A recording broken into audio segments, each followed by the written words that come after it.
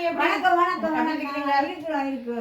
என்னென்றால் இந்த அத்தை மகள் ரெண்டாம் தானே கட்ட போறா. அது கட்டணுமே. அதான் எப்படி கட்டலாம்? இல்ல அவ முதல் திவோஸ் அவள் முறைப்படி கட்டுறாள்.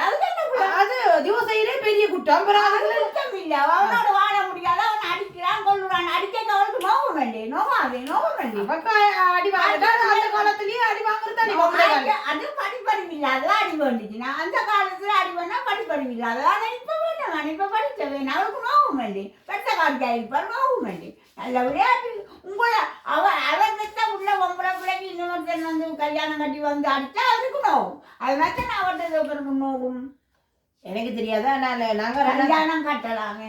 அவள் முறைப்படி செய்கிறாள். அவ்வளவுதானே. இல்ல அவ ஒரு தாருக்கும் என்ன ஒருத்தனுக்கு ஒருத்தி தான். ஒருத்தி என்னைக்கு அது ஆம்பளைக்கும் அது ஒருத்தி தானே. ஒருத்தருக்கு அந்த காலத்துல ஆம்பளை கட்டுலாம் தானே. ஆம்பளைக்கும் பொறுத்து. அப்ப அவனும் ஒருத்தியோடய இருக்கவனும். ஒருத்தி இல்லாட்டா மறுதிருமணம் செய்யக்கூடாது ஆம்பளையார். அது அந்த காலத்திலேயே செய்தாங்க. மனுஷி செத்துட்ட